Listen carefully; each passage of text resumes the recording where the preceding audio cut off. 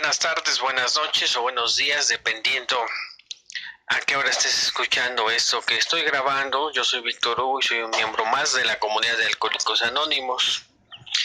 En el link anterior nos quedamos en los primeros intentos de Alcohólicos Anónimos en México. Y cuando se cerró el grupo Monterrey, Francisca González decía que eran apadrinados por un alcohólico anónimo de Cleveland. Posiblemente era Ricardo Pérez. ¿Por qué hablamos de Ricardo Pérez? Porque Ricardo Pérez fue el primer dique para que se formara el edificio de Alcohólicos Anónimos en México. Bueno, ¿qué pasa con Ricardo Pérez?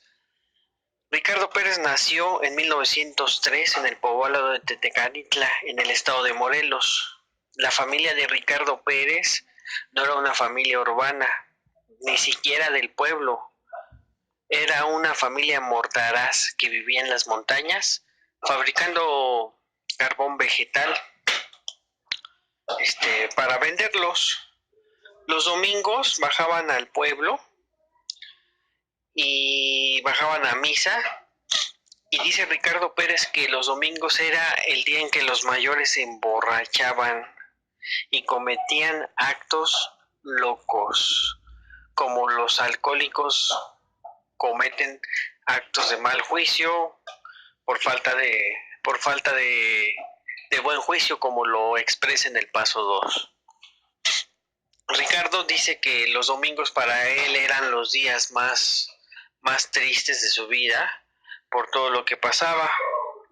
Pero estamos hablando en el tiempo de los inicios de la Revolución Mexicana. Llegó al estado de Morelos la Revolución Mexicana y llegó el momento en que causó un efecto, no había nada que comer.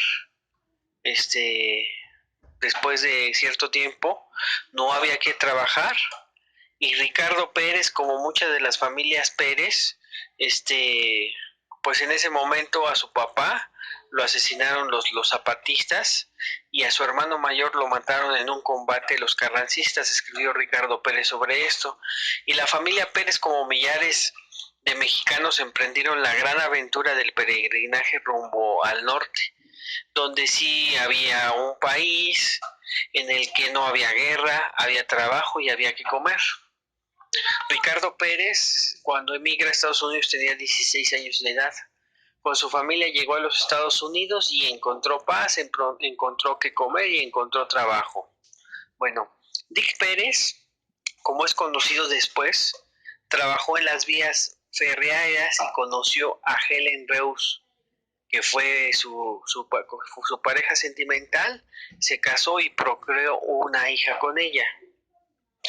Pero a los 26 años Ricardo Pérez tomó su primera copa. Empezó su carrera alcohólica a los 26 años.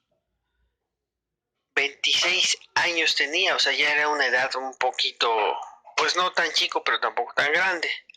A los 40 años de edad, Ricardo Pérez ya era un alcohólico abandonado por su esposa e hija. Dormía en los mesones de desempleados y vagabundeaba mendigando una moneda para poder beber. En 1940, nosotros sabemos, y si leemos la historia, vemos que la historia de Alcohólicos Anónimos en Cleveland explotó fuertísimo por muchos artículos que se empezaron a publicar en la etapa infantil de Alcohólicos Anónimos. Uno de ellos era que el Dr. Bob había ayudado a afamado beisbolista, a Ronnie Haismel, a dejar de beber, y eso fue un boom. Entonces la prensa no aguantó y lo publicó, y dentro de las publicaciones dejaban los números de Alcohólicos Anónimos. Ricardo Pérez habló, pero y acudieron dos compañeros. Al acudir esos dos compañeros le vieron su estado deplorable, como ya lo habíamos manejado en el link.